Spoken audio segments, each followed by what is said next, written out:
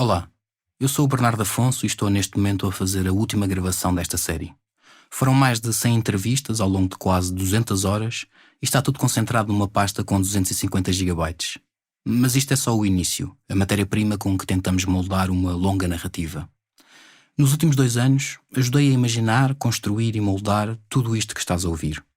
Uma boa parte do trabalho foi fascinante, pelo menos para mim. Compor uma banda sonora de raiz, ler o livro do Desassossego, viajar pelo país para falar com centenas de pessoas e ver a desenhar-se lentamente à minha frente uma realidade que pouco ou nada conhecia. Não me parece nada mal. Mas há outra grande parte do trabalho que tem pouco de estimulante, isto para ser simpático. As centenas de horas de transcrições, o tempo interminável perdido a fazer cópias de segurança e exportação das várias versões dos episódios, a impossível arquitetura de justificações para tudo aquilo que é dito, e a revisão obsessiva do texto, à procura de gralhas, erros gramaticais e incoerências. Depois de tudo isto, há que fazer com que tudo o que se imaginou e escreveu faça sentido ao ser ouvido. Um complexo processo de corte e costura de áudio, de manipulação do que gravamos, de equilíbrios entre todos os elementos. E ouvir, e reouvir, e reouvir. Acordo à meia-da-noite a citar pedaços inteiros de episódios. O que ouves nesta série é o somatório de quase 3.000 faixas de áudio. Há narrações, entrevistas, arquivos, sons ambiente, efeitos de delay e reverb, anonimização de vozes e centenas de instrumentos a acompanhar tudo isto. Cada uma destas faixas foi cuidadosamente analisada, editada e discutida. São mesmo muitas as horas investidas num trabalho como este. E são também muitos os custos que vêm com ele. Salários, alimentação, deslocações, estadias, equipamento, marketing, entre um sem número de outros pequenos valores que fazem com que uma investigação de 2 anos como esta se torne muito cara. Por isso precisamos do teu apoio, para que trabalhos como este continuem a ser feitos e sejam de acesso gratuito. Se gostaste do que ouviste até aqui, considera contribuir mensalmente para o Fumaça em fumaca.pt/contribuir e junta-te às mais de 1.500 pessoas que todos os meses nos ajudam a estar mais perto de ser a primeira redação profissional portuguesa totalmente financiada pelo público. Novamente, basta ires a fumaca.pt/contribuir. Espero que gostes dos episódios que te faltam. Obrigado por estares desse lado. Olá, eu sou o Nuno Viegas. Este é o 10º episódio de Desassossego, uma série Fumaça sobre saúde e doença mental. Se é o primeiro que encontras, vai ser difícil compreender por completo a história que estamos a contar. Devias mesmo ouvir esta série por ordem. Vai para o episódio 1. E se queres aproveitar o trabalho do Bernardo Afonso, devias mesmo ouvir este episódio usando auriculares ou auscultadores. Em fumaca.pt podes consultar um glossário e a transcrição completa daquilo que vais ouvir. E agora, vamos ao episódio. A narração é de Margarida David Cardoso.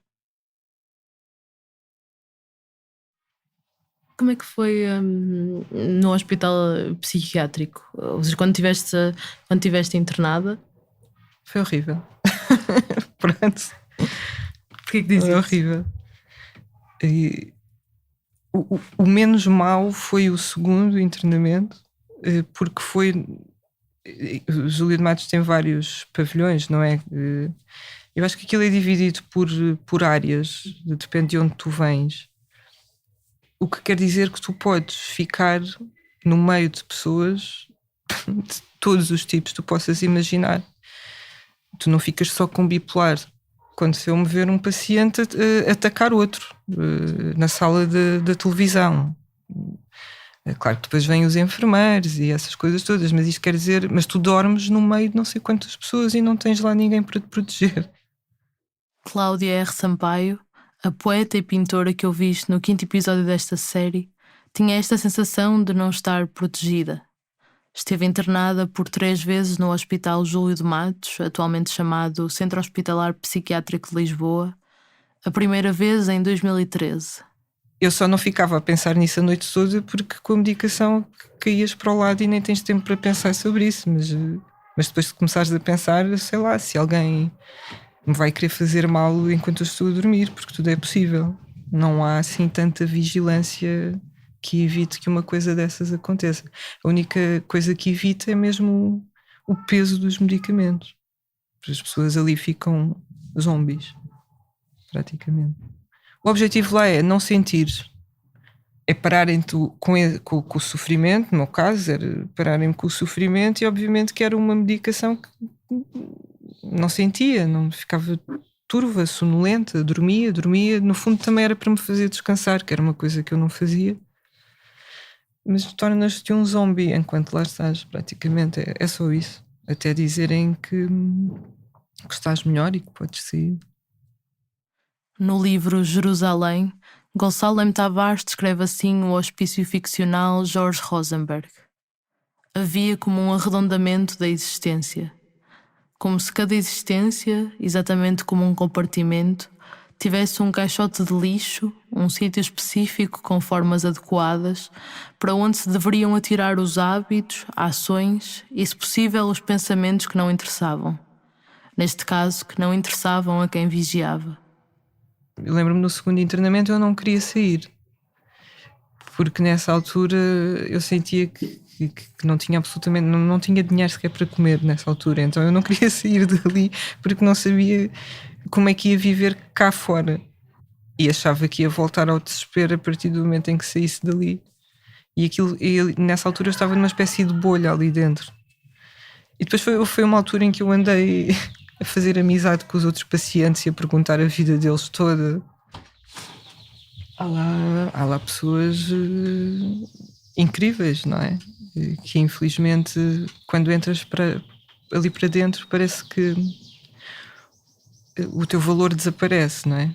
Porque se estás ali é porque a falta de apoios do governo para estes sítios mostra isso, que não é preciso muito de apoio, porque aquelas pessoas parece que não precisam de muito.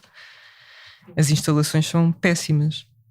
Eu passava frio a tomar banho, as janelas não fechavam bem, sei lá. Não tinhas, por exemplo, salas de recreio, no sentido de poderes instruir, de tentar de ter com livros, com material para desenhar, para pintar, pessoas que puxassem por isso, para fazer as coisas. Tinhas uma televisão e ficavas a babar-te a olhar para lá e pronto. Uma vez por semana, ou de 2 em 2 semanas, num dos internamentos, apareciam uns psicólogos para tu com umas mandalas para tu pintares. O que comigo não funciona muito bem, não sei, não me sinto propriamente viva a pintar mandalas. E pronto, podia jogar às cartas com os outros pacientes. Achas que te fizeram bem os internamentos? O primeiro fez-me bem no sentido em que houve uma descoberta, não é? Acerca do meu problema, e a descoberta desse psiquiatra que me ajudou bastante, a descoberta de medicamentos que começaram a funcionar. O segundo internamento funcionou no sentido em que eu precisava de facto de uma bolha para não cometer mais nenhum ato violento contra mim própria.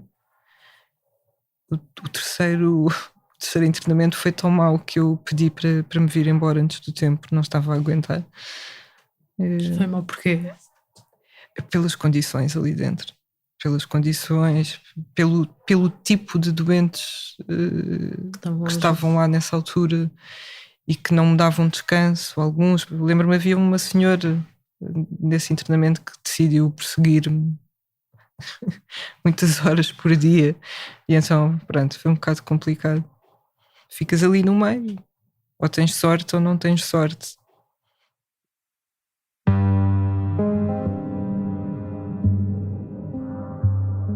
O Hospital Júlio de Matos, em resposta a esta descrição, reconhece que, e cito, a reabilitação das instituições hospitalares e as mudanças nas práticas assistenciais são um processo permanente que nunca está concluído.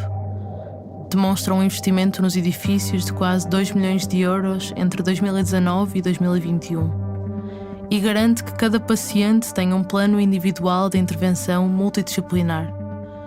Mas acrescenta que, e cito novamente, um dos grandes problemas em todo o hospital é a dotação de enfermeiros e assistentes operacionais, que deveria ser superior à existente, que, sendo suficiente para cuidar dos doentes, deixa pouco tempo para atividades lúdicas.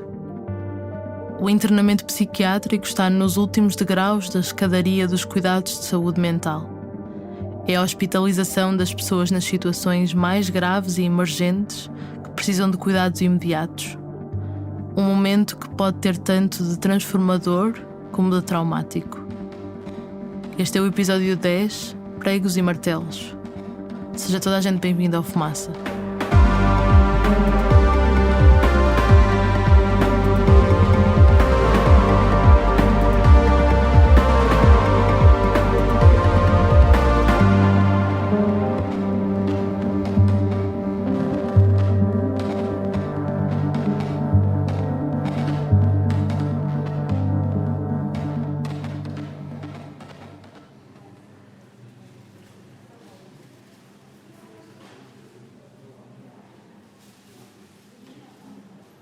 Os horários são rigorosos.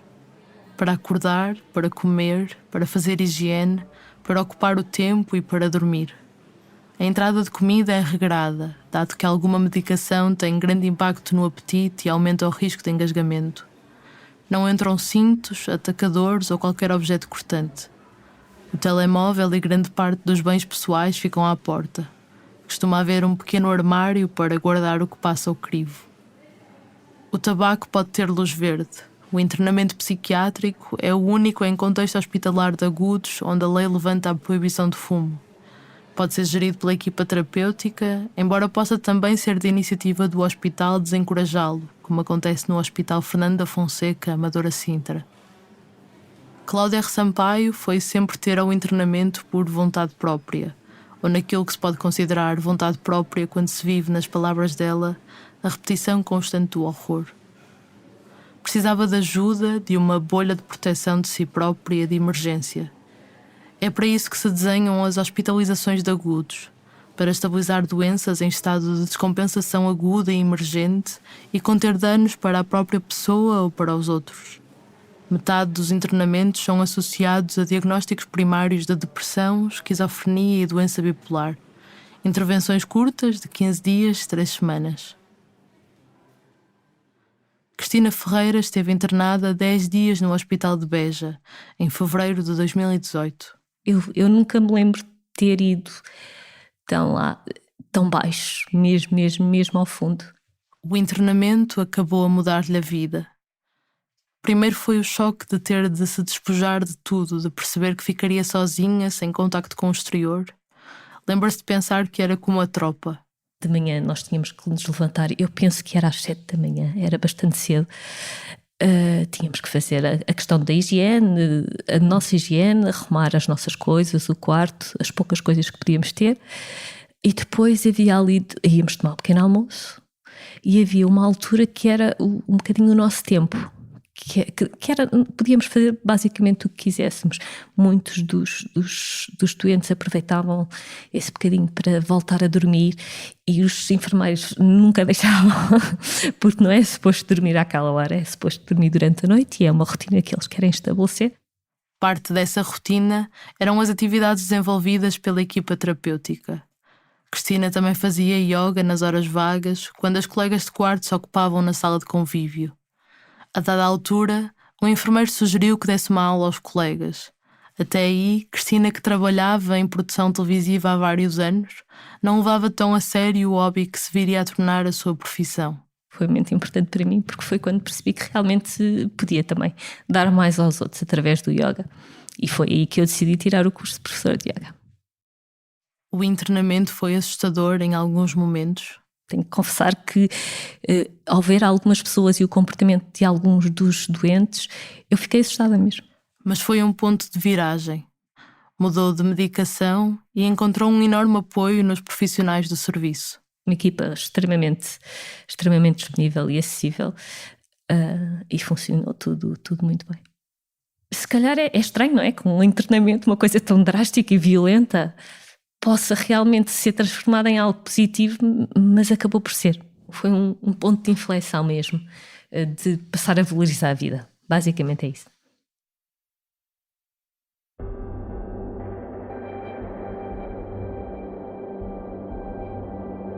Eu olho para um internamento psiquiátrico e a pergunta que eu me fazia era sempre a mesma. Se eu tivesse que precisar de ser internado aqui, era isto que eu esperava para mim, de todo que não era. Como é óbvio, muita coisa muita coisa que não está bem, que eu achava que ia melhorar, nomeadamente recursos humanos, as regras e mais regras e mais regras são impostas ao doente mental. O enfermeiro especialista em saúde mental, Jorge Pereira, trabalhou no Hospital de Magalhães Lemos, no Porto, entre 1994 e 2011. Explica como, em geral, a organização dos internamentos psiquiátricos nem sempre abona pela qualidade dos cuidados. É óbvio, a atenção deve ser específica mediante as necessidades de cada um e depois as patologias todas misturadas acaba por não haver muito esse cuidado. Há quem tenta organizar os quartos com base no bom senso. Se possível, por exemplo, evitar que um utente com alucinações partilhe quarto com alguém que fez uma tentativa de suicídio. Mas o espaço nem sempre é auspicioso a grandes manobras logísticas. Os quartos individuais são raros. É comum terem 2, 3, 4 camas, até 8, como no Hospital de Faro. Normalmente são divididos por género. Nos 2 hospitais psiquiátricos que restam no país, os doentes são distribuídos pelos vários pavilhões conforme a origem geográfica, porque tanto o Júlio de Matos em Lisboa como o Magalhães Lemos no Porto ainda respondem às necessidades dos concelhos que não têm internamento próprio ou camas disponíveis. Em geral, Jorge Pereira acha que as regras poderiam ser mais flexíveis. Uma coisa que eu sempre me indignei e continuo-me a indignar é que o doente mental continua a não ter acesso ao seu telemóvel, que eu acho que se calhar há doentes que não poderiam ter, mas para outros, uma grande maioria poderia ter acesso. Eu lembro de uma vez uma pessoa dizer que a filha fazia anos nessa noite e porque é que não podia mandar uma mensagem à filha que fazia anos.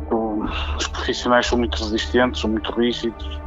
Eu percebo que quando há falta de pessoal as coisas têm que andar minimamente dentro daquilo que, com alguma rigidez, para se poder fazer tudo que tem que ser feito. Neste contexto, há internamentos de psiquiatria em que, além de dormir, comer e tomar a medicação, há muito, muito pouco para fazer. Depois de internado num serviço de agudos, um utente na casa dos 20 anos descreve-nos como lhe chegavam a doer as pernas de tanto andar para a frente e para trás nos corredores do hospital. Um enfermeiro especialista em saúde mental explicou como o internamento hospitalar na psiquiatria de adultos ainda se associa quase exclusivamente ao tratamento farmacológico. Cito: precisam de medicação, fazem medicação, ceda-se e está tudo bem. Voltam para casa e está feito. A preparação para a alta e a prevenção de recaídas, que deveriam ser feitas ao mesmo tempo que a estabilização do quadro clínico, podem ficar para segundo lugar. E numa unidade de longo internamento, disse uma enfermeira que já quase ninguém fala em processo terapêutico, em reabilitação. Fala-se em manutenção, em que a malta não descompense muito. Fim de citação. Diogo, que não se chama Diogo, viveu no Júlio de Matos cerca de 30 anos, depois de um diagnóstico de esquizofrenia. Mudou-se em 2019 para o Centro de Apoio Social do Pisão, em Cascais, onde o encontramos. Pediu para lhe guardarmos a identidade. Recorda assim a rotina no hospital psiquiátrico. Levantava-se, tomava banho, comia o pequeno almoço, ficava à espera que lhe dessem o tabaco. Esperava a hora de saída, por volta das 10, 10:30, ia dar uma volta, pedir umas moedas, comprar um maço de tabaco se tivesse dinheiro. Arranjava uns trocos para uma sandes, um bolo, guardava qualquer coisa para a tarde. Depois voltava para almoçar. Às 2 descia outra vez. Arranjar mais umas moedas, comprar outro maço, voltar ao final da tarde. Jantar, tomar os medicamentos, devolver o tabaco, dormir. No outro dia, a repetição. Quando lá chegou, ainda era jovem. Ajudou a fazer as camas, dar de comer aos doentes, lidar com os mais agitados. Mas depois desinteressou-se. Fugiu várias vezes para voltar repetidamente ao internamento compulsivo. Quando lhe pergunto como poderia ser diferente o internamento psiquiátrico, fala em mais liberdade, mais exercício físico, terapia ocupacional com fartura e técnicos com formação específica. Técnicos como deve ser, nas suas palavras. Francisco Sampaio, antigo enfermeiro no Hospital de Braga, retrata o serviço onde trabalhou como uma exceção no que toca à terapia e atividades ocupacionais. O enfermeiro especialista selecionava um conjunto de utentes, 5, 6, que tivessem um problema comum e e realizavam intervenção com esses utentes desde segunda até sexta-feira, e isto, deixa-me dizer-te, é um luxo. Ou seja, não é de forma alguma aquilo que é a realidade mais habitual nos serviços de psiquiatria por esse país fora. Susana Pinto Almeida fala no contraste entre a sua experiência no Centro Hospitalar Universitário de São João, no Porto, e a chegada a um hospital distrital em Leiria. No internamento num hospital universitário, há terapia ocupacional, há uma preocupação imediata com a reabilitação cognitiva, ainda está o doente a chegar. Isto é uma forma de expressão, não é? Mas quando chega à zona centro, não há terapia ocupacional. Em 2021, os então médicos internos de psiquiatria Ana Samuco e Afonso Almeida Matos, no Hospital de Porto Alegre. O que é que uma pessoa que está internada faz durante o dia? Nada. Aqui não há muito para fazer, é verdade. Temos uma única terapeuta no serviço, portanto as horas que dedica de facto à terapia ocupacional são uma parte muito pequena do seu horário. Os materiais disponíveis também não são incríveis, não é? Para fazer outro tipo de atividades. Pronto, tem televisão.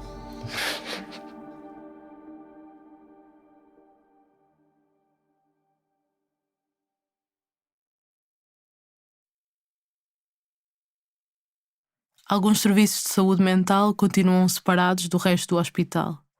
E a raiz histórica dessa segregação geográfica não deixa de ter relação com a segregação científica a que a psiquiatria esteve sujeita durante séculos.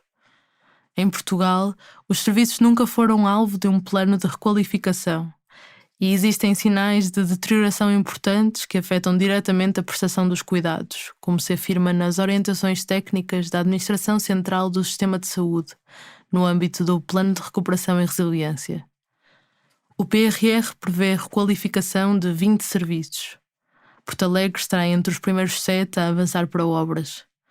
O edifício, com claros sinais de degradação, é o único com atividade clínica à parte do resto do hospital.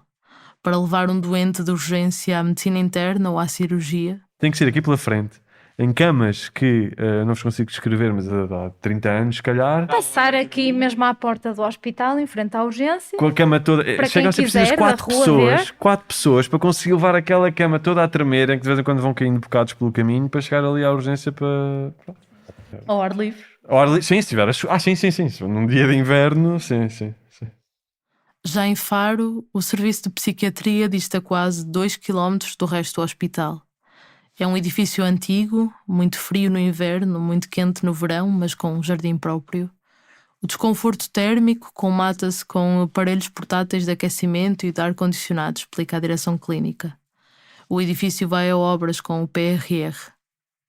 Para fazer exames de diagnóstico, como um eletrocardiograma, por exemplo, necessário sempre que se inicia ou muda de medicação antipsicótica, o doente tem de ser transportado ao hospital principal. Por falta de colaboração com outras especialidades médico-cirúrgicas, caso um utente tenha de ser visto por outro médico, é preciso novamente chamar uma ambulância. Este é um dos médicos do serviço que pediu anonimato.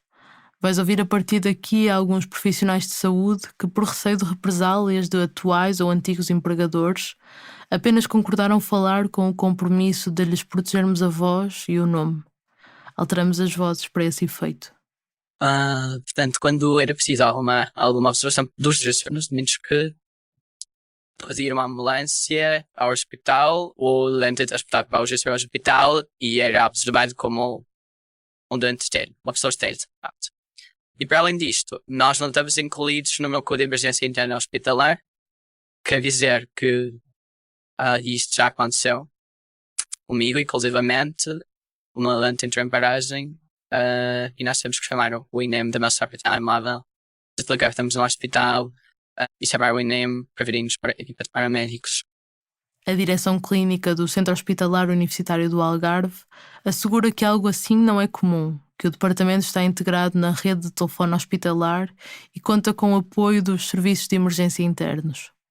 A construção de um novo hospital no Algarve foi uma certeza anunciada várias vezes nos últimos 20 anos e está novamente inscrita no programa do atual governo. O edifício da Psiquiatria e Saúde Mental da Unidade Local de Saúde da Guarda será outro a ser requalificado com o PRR. Aí, onde Rui Paixão trabalha como enfermeiro especialista em saúde mental, até uma pequena distância causa constrangimentos semelhantes. No nosso caso, não são quilómetros, são alguns metros. Estamos sempre dependentes de transporte ou externo ou da própria instituição e que não estão propriamente mobilizados e à espera que nós precisemos deles. Rui Paixão, que é também dirigente sindical no Sindicato Democrático dos Enfermeiros de Portugal, o Sindepor, diz que assistia à chegada de doentes cada vez mais velhos e pouco autónomos a um serviço em que os quartos ficam no primeiro andar sem elevador. Há uma rampa externa que expõe, nomeadamente agora durante o inverno, os doentes, caso haja essa necessidade, caso haja uma alteração da mobilidade e os queiramos mobilizar para o piso térreo, obrigar a expor os doentes às condições climatéricas que na Guarda não são propriamente muito favoráveis. Os quartos também estão, do ponto de vista até da segurança do doente, completamente desfasados com as necessidades de hoje em dia. São quartos em que estão instaladas 3 camas, em que não distanciam sequer 1 metro uma da outra. Estamos a falar de mobiliário que acaba sempre por ser mobiliário que deixava de ser utilizado por outras unidades. Nos espaços comuns acaba por ter também instalações sanitárias degradáveis e bastante limitadas, e é com isso que temos trabalhado.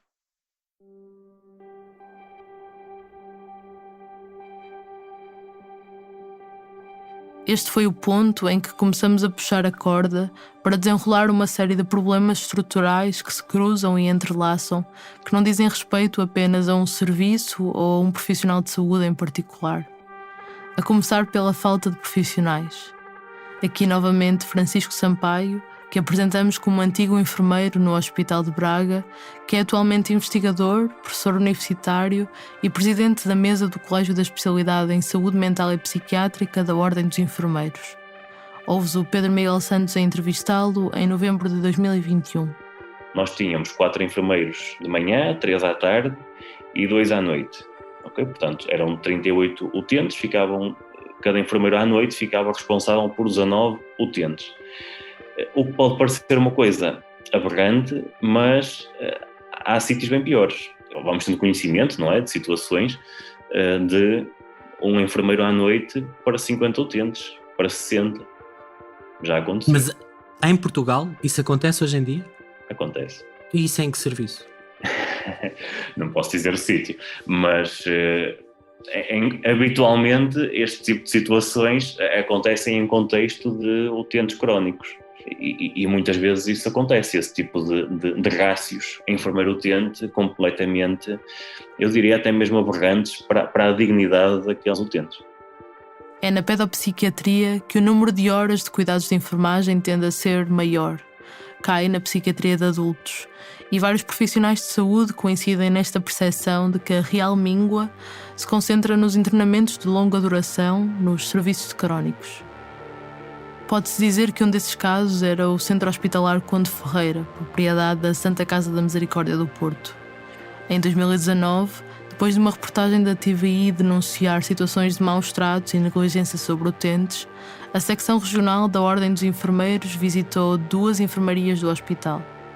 Numa delas, com 58 vagas, havia 2 enfermeiros por cada turno de dia, apenas 1 enfermeiro à noite. A rotatividade de profissionais e o absentismo eram grandes. Para tudo funcionar de acordo com as recomendações, segundo a Ordem, era preciso que estes 2 serviços, que tinham um total de 25 enfermeiros, tivessem mais 64 profissionais. Este cálculo é feito através daquilo que a Ordem definiu como as dotações seguras de cuidados de enfermagem, revistas em 2019. São recomendações de boas práticas, genéricas.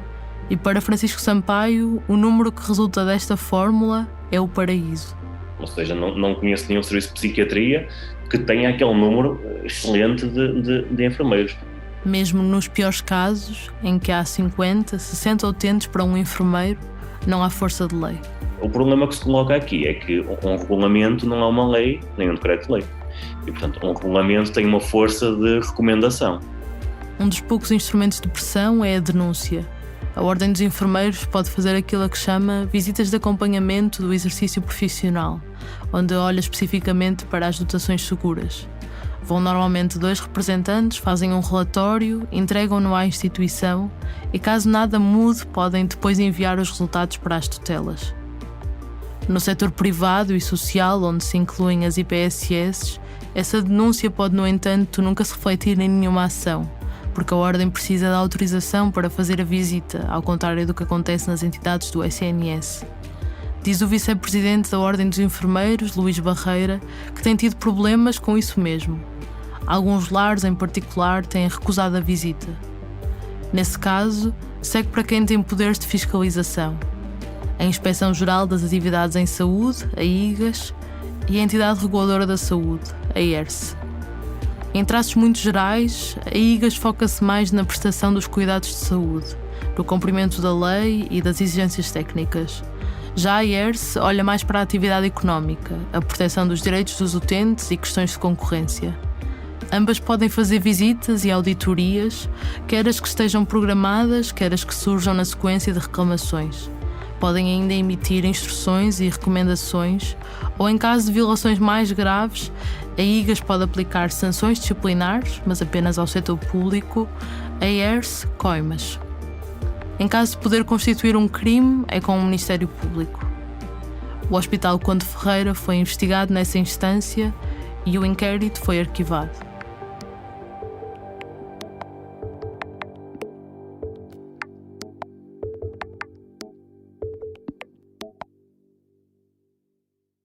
Imagine-se um utente com pessoas com ideação suicida, portanto têm ideias de suicídio.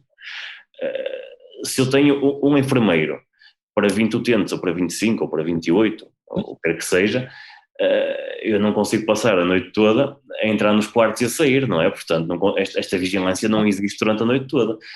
E, portanto, há aqui muito mais espaço para que essas ideias sejam postas em prática. Os episódios de agressividade também não são negligenciáveis. Reagir de forma agressiva pode ser compreensível perante sintomas gerados pela doença. Se o meu pensamento ou a minha percepção do mundo está alterada, se acho que me querem matar ou me sinto ameaçado, quer tenha razões para isso ou porque há alucinações que me levam a pensar assim, é provável que me vá defender. E essa defesa pode ser agressiva. Se calhar de haver um episódio de agitação que depois escala para a agressividade, e que até pode, no mesmo momento, acontecer com 2 utentes diferentes, a própria segurança do enfermeiro, a sua integridade física mesmo, é colocada em risco. Lembro-me de um caso de uma colega que foi arrastada, um serviço com escadas, e que foi arrastada pelas escadas abaixo, portanto. Neste ponto paramos. Como é que se gerem estas situações? O que é que acontece quando uma pessoa está agitada e tens de a conter de se magoar a si ou magoar os outros? Ou assegurar que, embora ela recuse, lhe é garantido o tratamento involuntário? Juntamos uma lista de contactos de profissionais de saúde com experiência em internamento psiquiátrico, quase todos são enfermeiros, e começamos a ligar-lhes. Vai-se por fases. Esta foi uma resposta padrão da boa prática. Um enfermeiro treinado deve ser capaz de identificar os sinais e antecipar situações mais complicadas. Às vezes, pelo simples facto de trocarmos um doente de um quarto para o outro. Tenta-se falar com a pessoa num espaço seguro, com tempo. Levar a pessoa para outro espaço. Fazer remoção de estímulos, apagar as luzes, fechar a porta. Se possível, às vezes basta uma palavra ou atender a um pedido de alguém que não ouve mais nada, que está fixado naquilo. Uma sala snoozeland, onde temos um colchão de água com água quente, temos música ambiente. Pode ser usado um quarto mais resguardado, com menos estímulos, ou um quarto de isolamento, um espaço fechado que deve ser despido de tudo o que possa magoar e ser perfeitamente vigiável do exterior. Não é nunca numa de castigo, é numa de proteção do próprio doente, até ele estar estável. Não resultando ou não havendo hipótese de fazer isso, há a contenção química com medicação que já esteja prescrita em SOS. Por exemplo, indutores de sono em caso de insónia, ansiolíticos se ansiedade, neurolépticos para agitações graves. No caso extremo em que a pessoa está impermeável pela força das alucinações, por exemplo, como último recurso pode ser fisicamente imobilizada pela equipa terapêutica para que lhe seja administrada essa medicação por via intramuscular. E quando tudo isto falha, há a contenção mecânica, A pessoa é presa à maca ou a um cadeirão com faixas de tecido almofadado que lhe restringem os movimentos e deve ser retirada logo que possível. Vai-se avaliando a situação até que o doente realmente tenha mais calma e colaboração para se interromper essa contenção. É idealmente feita num quarto à parte para proteger e não expor a pessoa e evitar a agitação de outros doentes. É uma intervenção até um certo ponto traumática, violenta. Ouvimos de vários profissionais de saúde. Ninguém com quem falamos o disse fazer de ânimo leve. Sim. E sempre de última linha. E nós próprios assumimos isso perante o doente. O enfermeiro Rui Paixão. De certo modo, é pedir-lhe desculpa por esse tipo de ato, mas foi um ato que foi necessário na hora. E muitas das vezes, quando temos essa conversa durante a situação em si, que começamos também a negociar logo com o doente a possibilidade de reverter essa situação ou a nossa preocupação em revertê-la o mais rapidamente possível, assim que haja condições. A Direção-Geral da Saúde descreve precisamente as medidas de contenção como um último recurso, que deve ter como resultado o melhor interesse do doente. Na última orientação sobre esta matéria, de 2011, lê-se que o recurso a estas medidas é abusivo se visa a redução da vigilância do doente.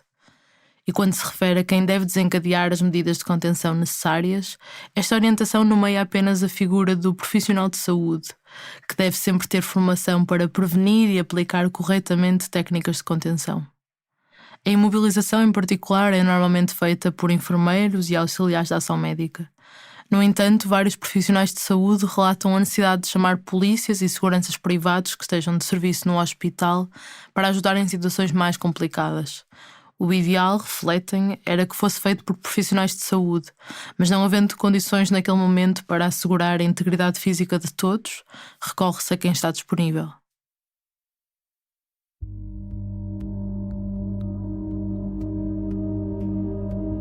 Então, que outros impactos tem sobre os doentes a gestão de serviços subnutridos com espaços inadequados, onde os quartos individuais são raros, à exceção dos de isolamento?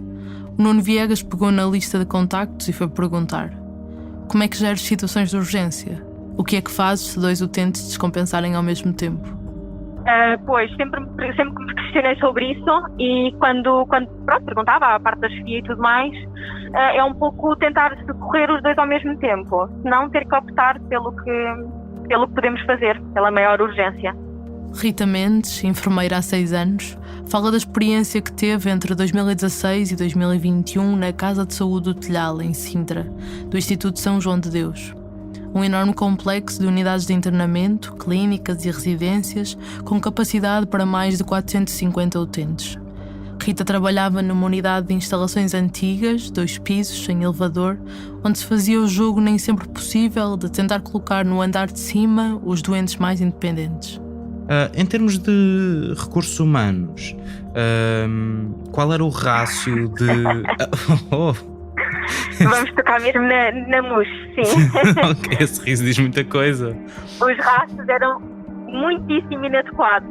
Mais inadequados não poderiam ser. Ou seja, era uma enfermeira por turno.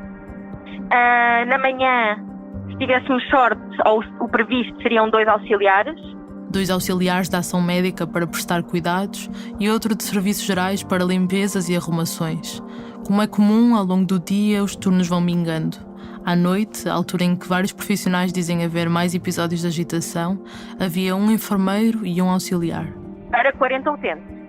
Houve uma fase em que nós ainda íamos vigiar, ou seja, saíamos da nossa unidade para ir a uma outra unidade onde estava uma auxiliar sozinha durante o período da noite, com 45 utentes, e nós íamos ver se estava tudo bem, se precisavam de alguma coisa e assim, e acabámos por fazer a chamada volta com a auxiliar, ou seja, troca das fraldas e observar os utentes, ver se não precisavam de alguma coisa.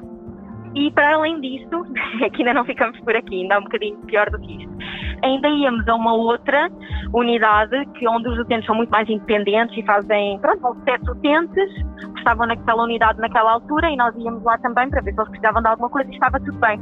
E depois regressávamos à nossa unidade. Outro enfermeiro que trabalhou 1 ano nesta unidade, entre 2017 e 2018, pede anonimato para fazer o mesmo retrato. Houve uma altura em que muitos enfermeiros foram embora e eles deixaram de conseguir a separar cuidados, principalmente à noite. Portanto, aí tínhamos cerca de 70 utentes à responsabilidade do pessoal enfermeiro, sendo que metade desses utentes não se conhecia de lado nenhum. Basicamente é vigiar, né? Se estão vivos, se estão ok, e que medicação é que temos que têm SOF, porque não dá para saber muito mais, né? Se um utente desorganiza, não vai haver tempo nem cuidado para aplicar medidas graduais. Tem que ser adormecer o utente ou acalmá-lo, depois há outros tantos à minha responsabilidade. E por isso é que a equipa de enfermagem se recusou a fazer isto. Pronto. E o que é que aconteceu depois de se recusarem? Eles contrataram alguém? Não, houve uma outra unidade que ficou destacada para essas rondas. Rita Mendes ligou à Ordem dos Enfermeiros a pedir ajuda. Os enfermeiros faziam aquilo que era possível, mas perante aquela afluência, aquela sobrecarga enorme, nunca se pode fazer bem e basicamente eles estavam num registro quase de sobrevivência ali. Sérgio Branco, presidente da secção regional do Sul da Ordem dos Enfermeiros, recebeu uma primeira queixa sobre a Casa de Saúde do Telhal em 2017. Era escrita por um grupo de profissionais que denunciava turnos com um enfermeiro para 50, 80, 110 utentes. Visitou a instituição 2 anos depois, na sequência de uma nova queixa, agora anónima, que retratava a divisão de um único enfermeiro por várias unidades, com dezenas de doentes dependentes durante a noite, da mesma forma que Rita Mendes o tinha feito. Para o responsável da Ordem, é o mesmo que se passa com praticamente todas as organizações semelhantes.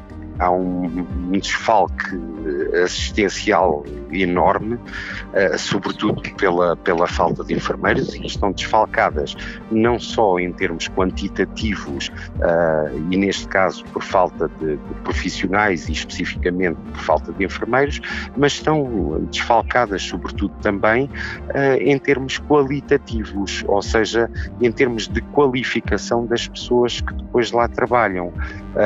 Porquê? Porque procuram exatamente a resposta mais barata para garantir a sustentabilidade ou para garantir lucros ou o que seja que os move. Quando levamos estas questões à direção da Casa de Saúde do Telhal, a diretora Ana Sequeira, o diretor clínico Vítor Cotovio e o diretor de enfermagem, Luís Gens, explicam as dificuldades sistemáticas de contratação de enfermeiros que sentem desde a intervenção da Troika e a imigração de muitos profissionais. Admitindo que os rácios estão longe do ideal, demonstram que uma rotatividade de enfermeiros obriga a permanentes ajustes nas unidades em função do grau de complexidade dos utentes, para que os mais dependentes tenham cobertura.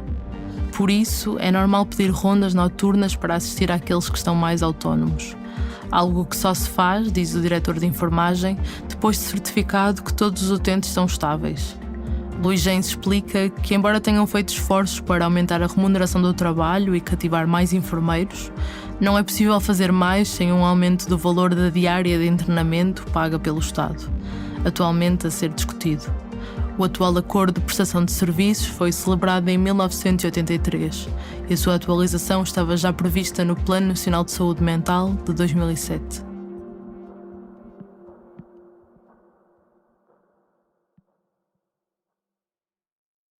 Para Rita Mendes, a queixa na Ordem dos Enfermeiros não resultou em qualquer mudança. Eu ainda trabalhei lá 4 anos e até eu me vir embora, aquilo simplesmente passava de unidade em unidade. Da parte da Ordem dos Enfermeiros nunca houve uma ação. Aliás, quando eu liguei, não era uma situação desconhecida para eles. De tudo o que eu contei, eles já tinham conhecimento. Uma pergunta como a que lhe fizemos, sobre o que é que acontece quando 2 utentes descompensam ao mesmo tempo, em particular durante a noite, não é de todo uma pergunta inocente.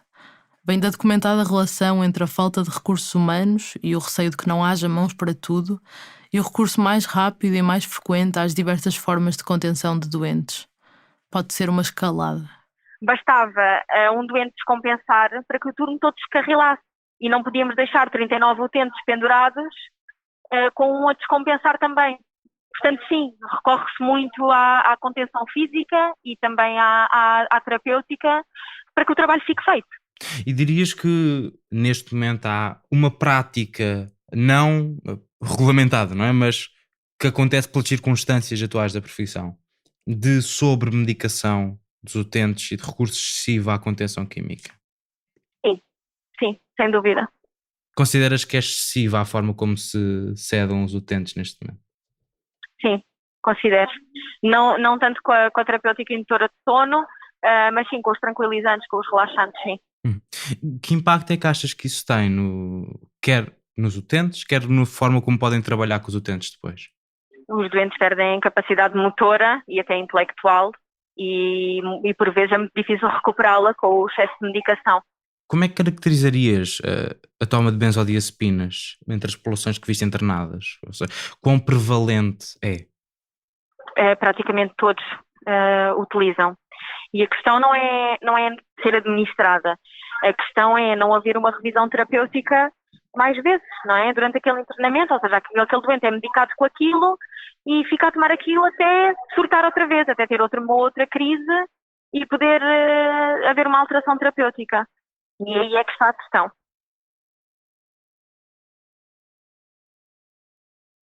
Ao longo de dias, repetimos e repetimos as mesmas perguntas. E com as devidas nuances, vários profissionais de saúde coincidiam num diagnóstico. Francisco Sampaio, da Ordem dos Enfermeiros. Se houvesse mais recursos humanos, se calhar poder-se-ia poupar a administração de alguma medicação em SOS. Eu acho que nenhum enfermeiro gosta que os seus utentes estejam sedados. Não tem sentido. Agora, muitas vezes a falta de recursos humanos leva à necessidade de, quando eu poderia resolver um problema por via da comunicação, que demora muito mais tempo e que eu tenho que ficar ali com aquele utente, não é? Como tenho mais não sei quantos utentes para atender lá fora, então tenho que resolver da forma mais simples, que é com recurso à medicação. Isto acontece muitas vezes, infelizmente, e penso que não é bom para ninguém.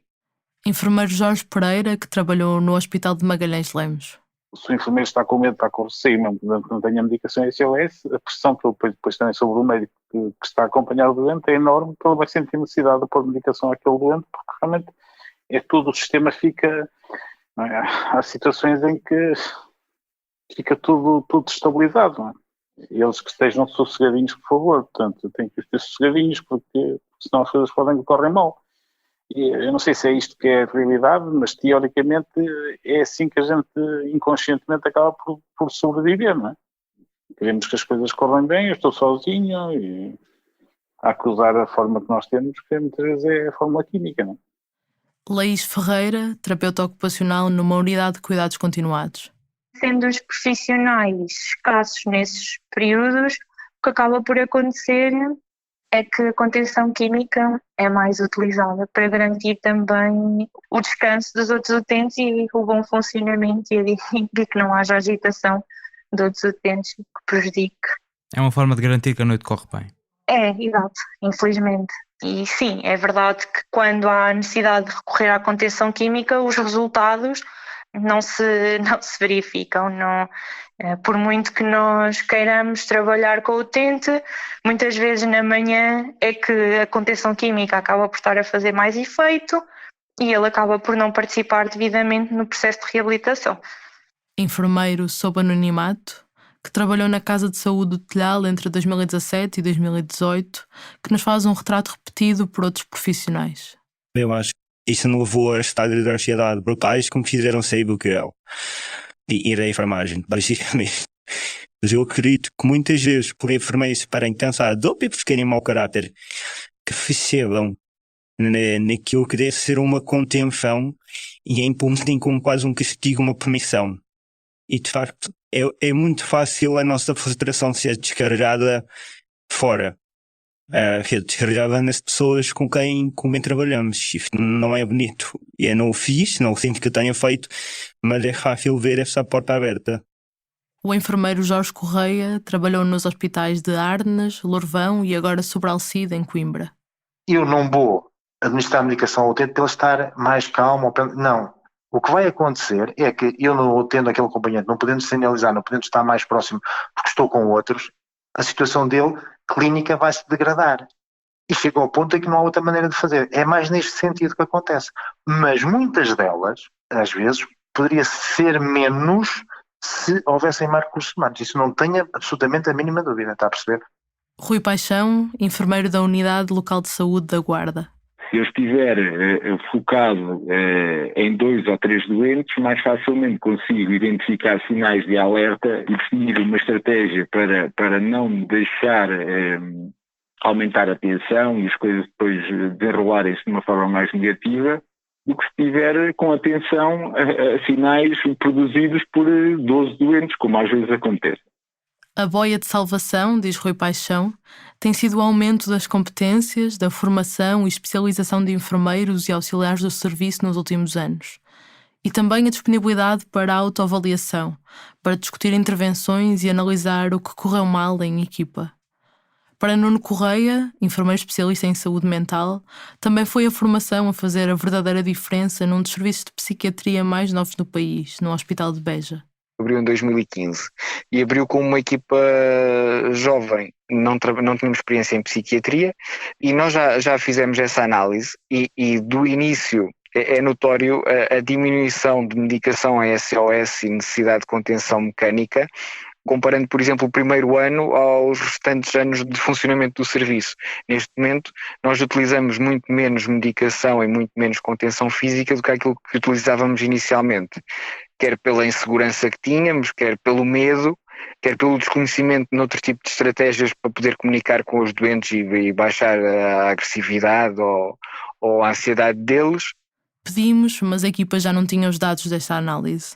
Entretanto, todos fizeram um longo percurso de formação, diz Nuno Correia. E sem dúvida que isso foi uma mais-valia para o doente. E isto foi uma conversa que tiveram, explicitamente? Sim. Com a análise dos dados, a chefe fez esse levantamento. Este serviço é novo.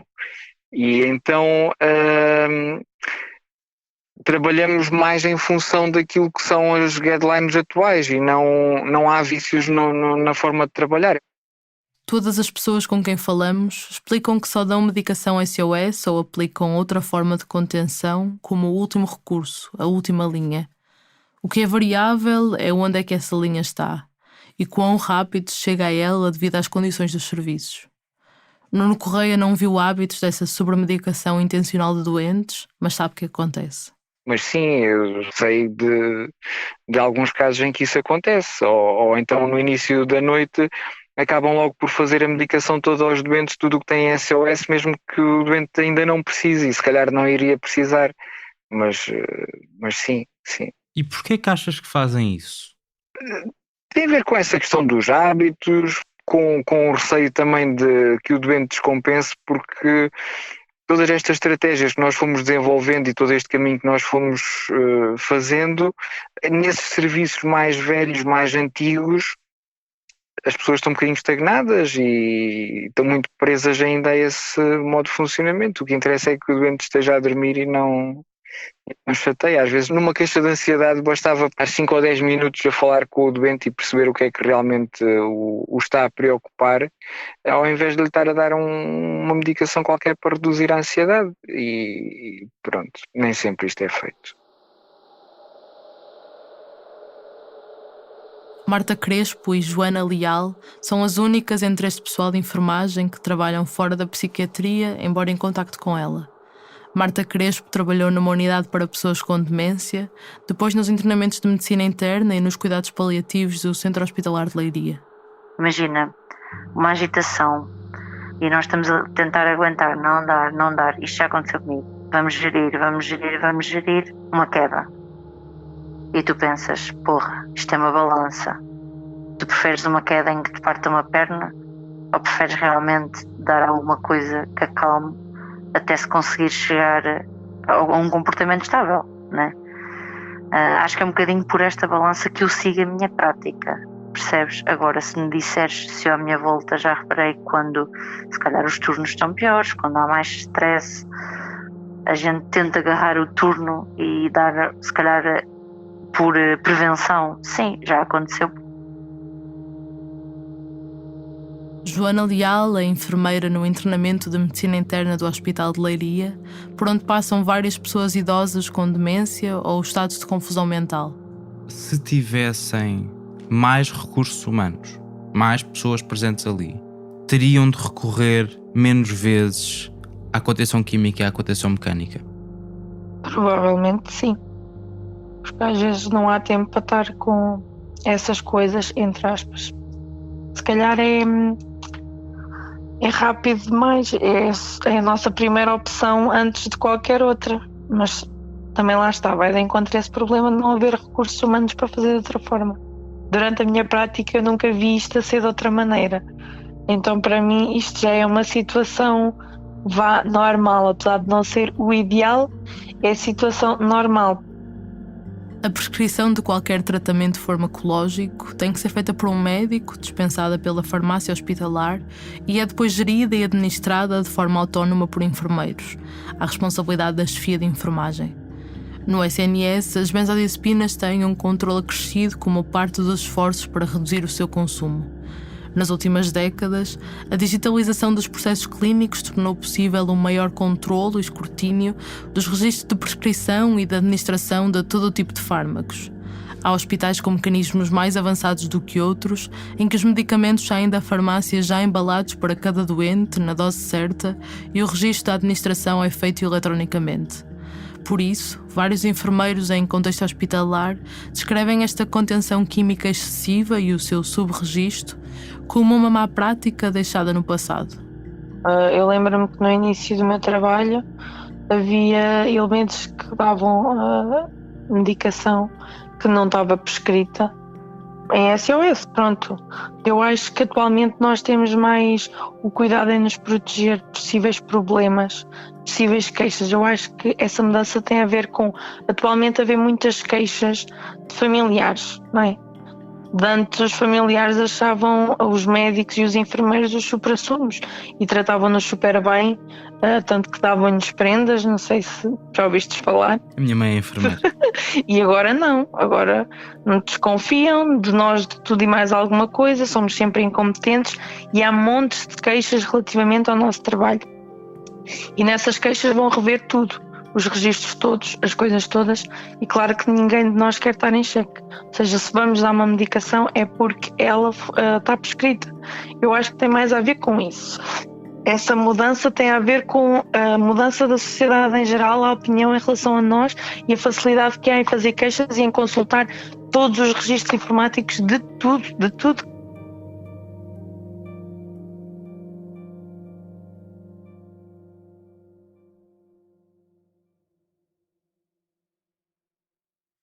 Num internamento psiquiátrico, as situações de agressividade, quer verbal, quer física, não são de menosprezar. Acontecem e implicam dos profissionais de saúde capacidade para as compreender. Ok, esta pessoa que me está a chamar-me nomes numa condição de doença que a motiva a agir assim. Explica-nos um enfermeiro especialista em saúde mental que é preciso dar sentido à zanga. Senão o profissional de saúde passa a ser um cidadão comum que pode dizer: não estou para ouvir nomes, nem estou para ser insultado, nem estou para levar porrada.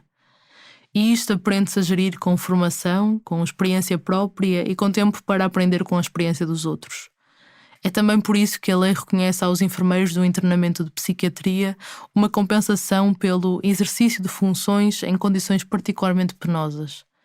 Têm mais 5 dias de férias por ano e possibilidade de redução de horário sem contrapartidas. Entre dezenas de entrevistas com profissionais de saúde, são comuns as reflexões sobre como a abordagem a um utente que está descompensado afeta essa descompensação. Como a linha resvala quando a comunicação não está certa, quando a paciência se perde, o toque e a postura mudam. E quando o doente não tem condições para compreender o que está a acontecer, entra numa escalada. Comportamento gera comportamento. Associa-se à falta de profissionais, à exaustão e formações débeis.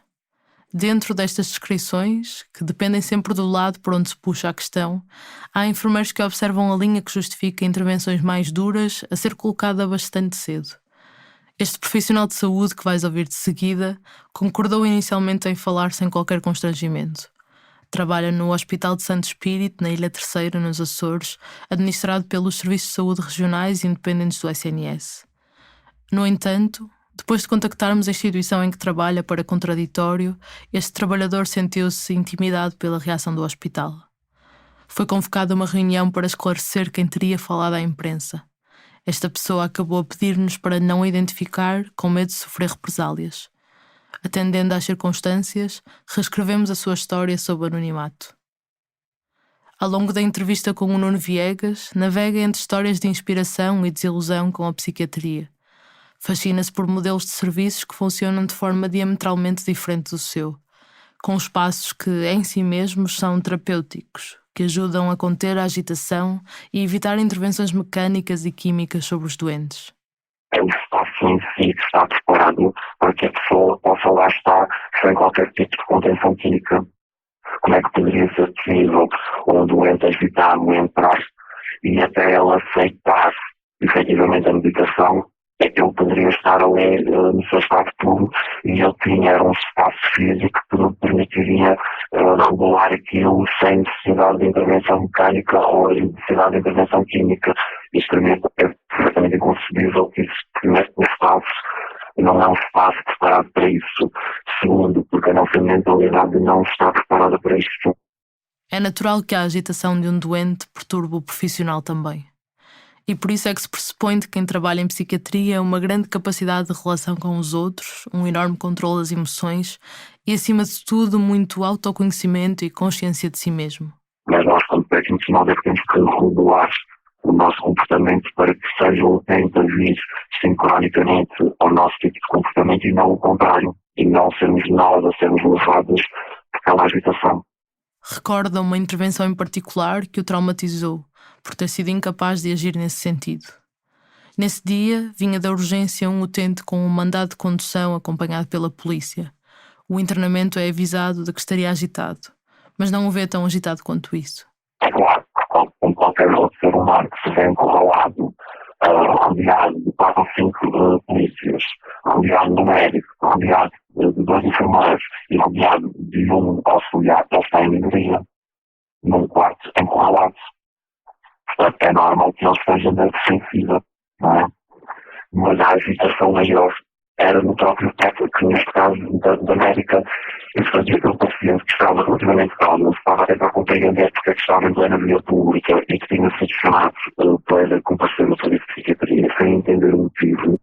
Ele queria conversar sobre esse assunto e a médica, como queria despachar ao seu próprio potencial da agitação do doente, a colocava nervosa e ela começou a aos gritos a dizer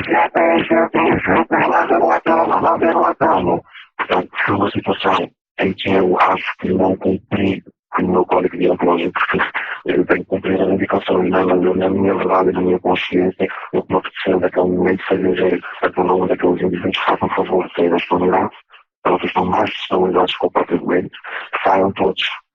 Saindo todos, imagina-se com condições e tempo para falar com o doente. O serviço é pequeno.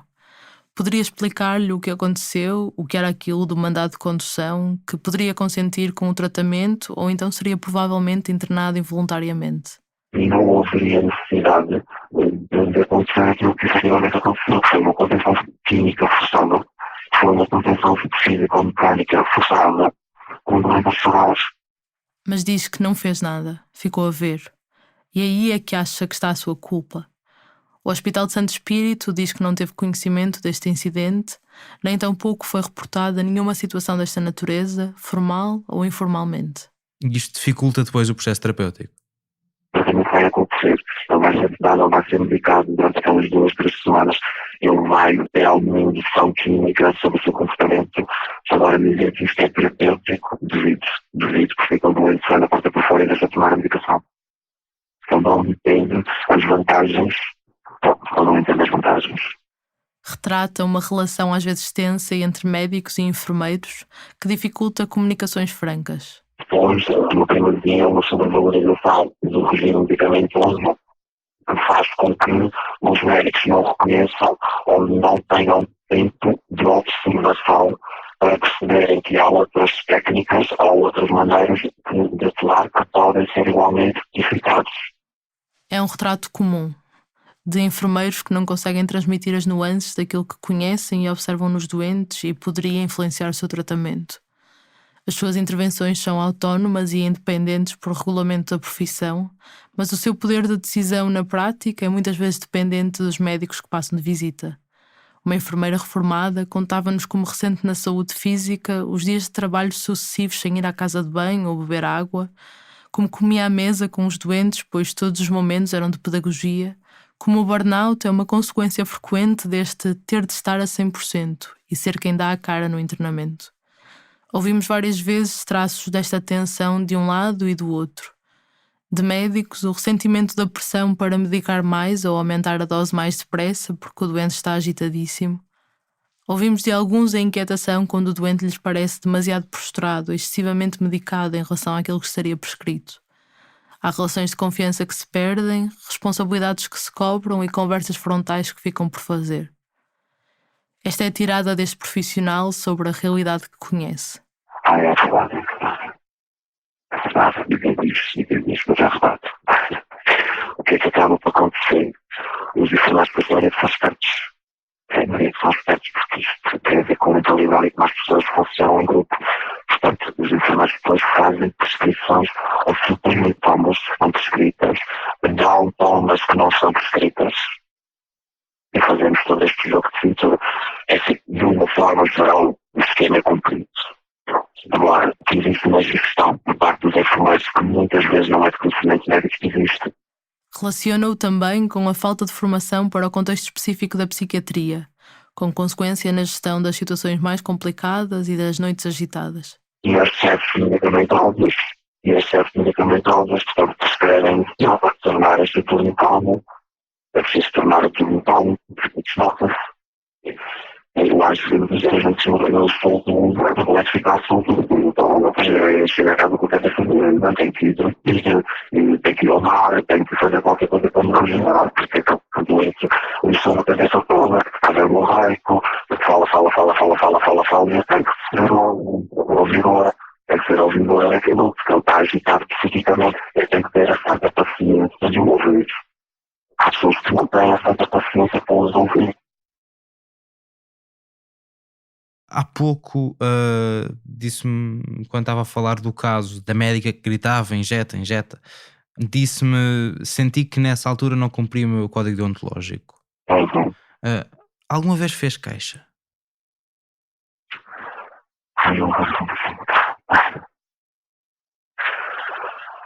Olha, eu não falo na minha vida que eu até começo a considerar fazer uma objeção de consciência. Quando essa etapa, mais do que fazer queixa, fazer uma objeção de consciência. E se calhar esquece-me e vou para um restaurante, seria a mesa, fazer outra coisa qualquer, porque aquilo que está a ser feito, desculpa, eu vou só um bocadinho. Acho que isso poderia fazer de outras maneiras, e principalmente em localidades como as suas pequenas regiões. Nós poderíamos ser um exemplo. Eu acredito que no continente as coisas sejam mais difíceis de gerir e as pessoas vêm de distintas regiões e cada região tem a sua cultura, tem a sua maneira de ser e, portanto, nós, pelo isolamento, poderíamos ser laboratórios de excelência nos cuidados de saúde mental. E acaba de ser o contrário.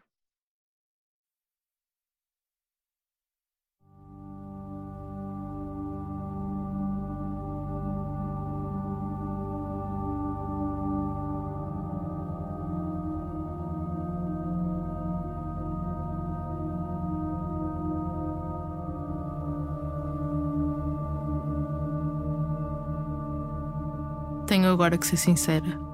O relato desta experiência deu-nos uma porrada. Vínhamos de uma série de entrevistas, muitas delas duras, pelo sofrimento ético que transparecia em várias pessoas. Outras foram algo surreais, diria, por profissionais parecerem chocados, defensivos ou resignados ao serem levados a questionar nestes termos a sua prática. Dias depois, ainda a gerir uma certa confusão mental, quisemos correr algumas destas questões pelo enfermeiro António Nabais, do Hospital Dona Estefânia, em Lisboa. Como professor universitário, orienta regularmente estágios de enfermagem em psiquiatria e esteve, entre outros cargos, no Conselho de Enfermagem da Ordem dos Enfermeiros. Ouviste-o bastante no episódio 8, numa primeira entrevista.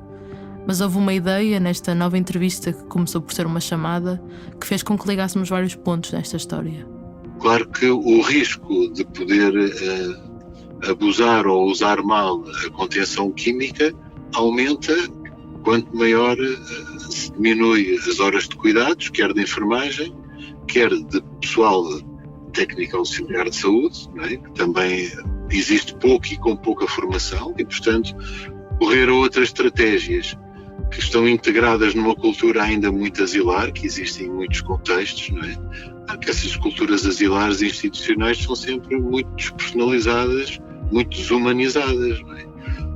E temos que acabar com elas definitivamente, e espero que quanto mais recursos existam, mas não sei, às vezes tenho muitas dúvidas. António Nabais admite as muitas dúvidas que tem de que seja apenas uma questão de falta de profissionais, por si só. Há pessoas com doença mental grave, com doença de evolução prolongada, que vivem em enfermarias com 40, 50 e 60 camas, completamente despersonalizadas, descaracterizadas, nada humanizadas, onde as pessoas ainda nem a própria roupa que vestem é uma roupa que seja individualizada. Portanto, é isto que tem que se acabar. Não adianta, muitas vezes, nestes contextos, meter lá mais profissionais, porque o meio em si não permite que se desenvolva práticas muito diferentes. O Centro Hospitalar Psiquiátrico de Lisboa, nome atual do antigo Hospital Júlio de Matos, tem exemplos disso. Quando se abriram as portas do Hospital Psiquiátrico e outras entidades públicas se albergaram em pavilhões vagos, cada instituição fez obras. Foi o caso da Administração Central do Sistema de Saúde, a ACSS. E nós entramos nesses pavilhões da ACSS e são hotéis de 5 estrelas. E entramos nos pavilhões idênticos, onde estão pessoas internadas, doentes, e são nem uma estrela tem. Para mim, isto é pornográfico. Eu até tenho dificuldade em adjetivar o que é isto, mas isto é muito agressivo. É muito agressivo quando um profissional de saúde frequenta os dois contextos, não é? E sai de uma reunião numa instituição, de uma enfermaria, que está transformada num centro de trabalho e de escritórios altamente luxuoso, e a seguir entra numa enfermaria onde as pessoas vivem 24 horas por dia e que é tudo horrível. É frio, é gelado, cheira mal, está degradado, não tem nada.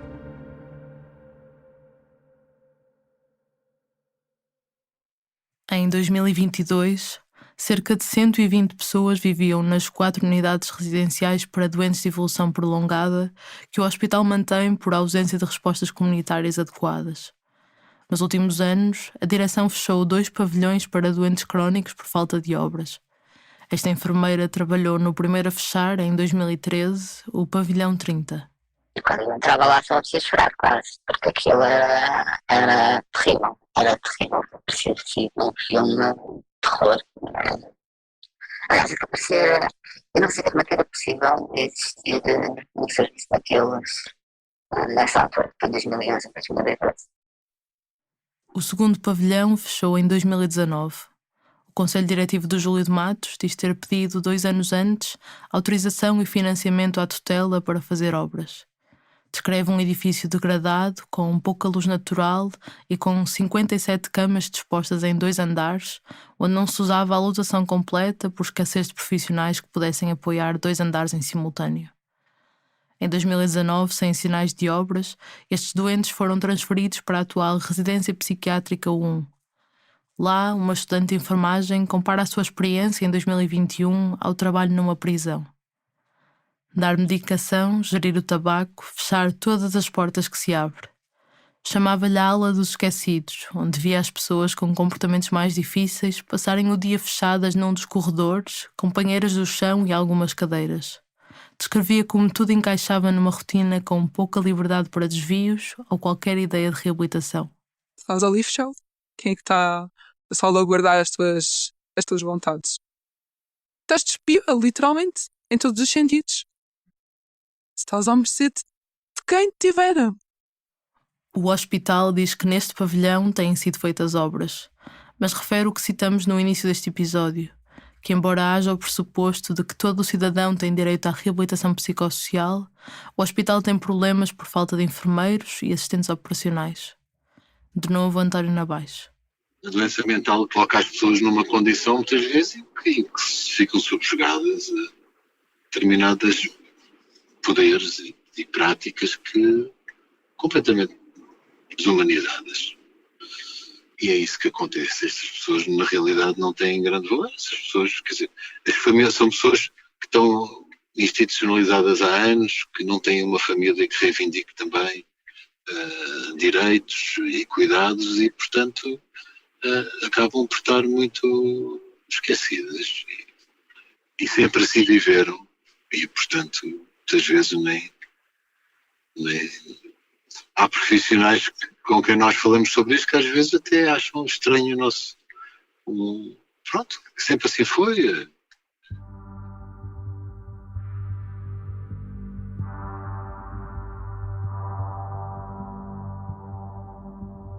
Desde que começamos a trabalhar nesta série que não nos sai da cabeça uma pergunta. Como podem persistir estruturas fundadas nestas lógicas asilares, onde ainda se segrega a psiquiatria de tudo o resto? É aqui que nos encontramos de novo com a história dos hospitais psiquiátricos. Os projetos de construção do Hospital Psiquiátrico Júlio de Matos, em Lisboa, atravessaram uma e outra guerra mundial até a inauguração em 1942.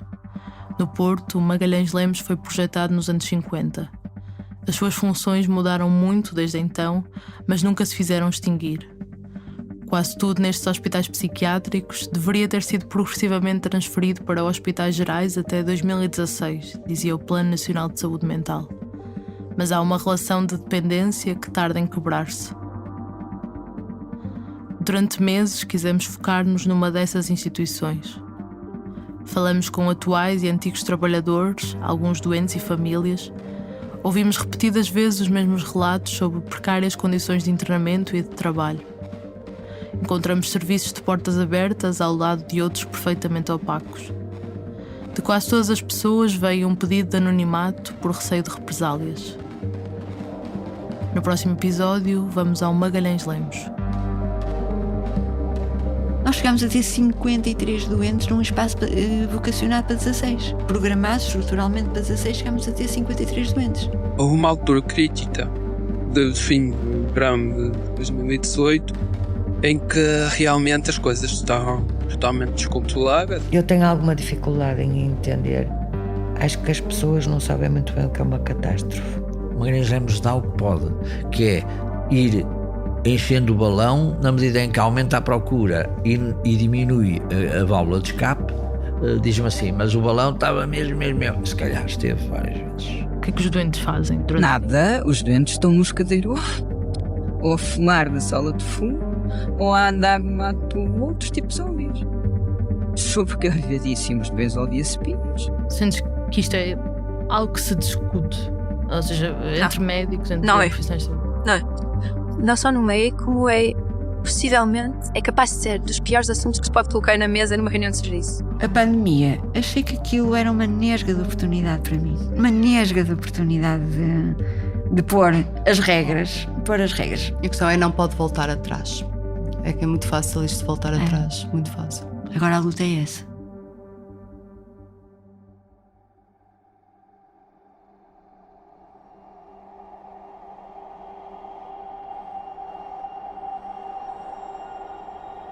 Estou num dia em que me pesa, como uma entrada no cárcere, a monotonia de tudo. A monotonia de tudo não é, porém, senão a monotonia de mim. Cada rosto, ainda que seja o de quem vimos ontem, é outro hoje, pois que hoje não é ontem. Cada dia é o dia que é, e nunca houve outro igual no mundo. Só em nossa alma está a identidade sentida, embora falsa, consigo mesmo, pela qual tudo se assemelha e se simplifica. O mundo é coisas destacadas e arestas diferentes. Mas se somos miúpes, é uma névoa insuficiente e contínua. O meu desejo é fugir. Fugir ao que conheço, fugir ao que é meu, fugir ao que amo. Desejo partir. Quero não ver mais estes rostos, estes hábitos e estes dias. Quero repousar, alheio do meu fingimento orgânico. Quero sentir o sono chegar como vida e não como repouso. Infelizmente, só a minha vontade me não pode dar.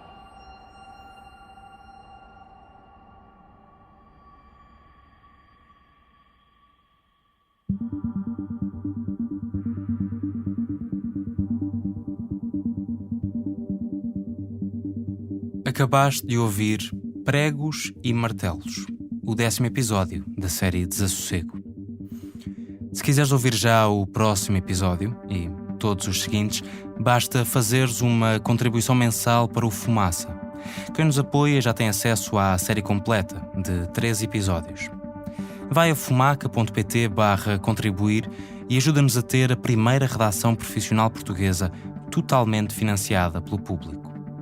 Quem apoia o Fumaça também tem acesso a várias entrevistas extra para explorar mais esta história. Este episódio foi escrito pela Margarida David Cardoso, que fez a reportagem e investigação da série. O Bernardo Afonso editou o episódio e ainda fez investigação, compôs e interpretou a banda sonora original, fez edição de som e sound design. É também ele que leu os excertos do livro do Desassossego, de Bernardo Soares. O Pedro Miguel Santos fez revisão de texto e reportagem, tal como eu, Nuno Viegas, que fiquei também com a verificação de factos. A Joana Batista criou a identidade visual, a Maria Almeida e o Ricardo Esteves Ribeiro a estratégia de marketing, o Fred Rocha fez o desenvolvimento web.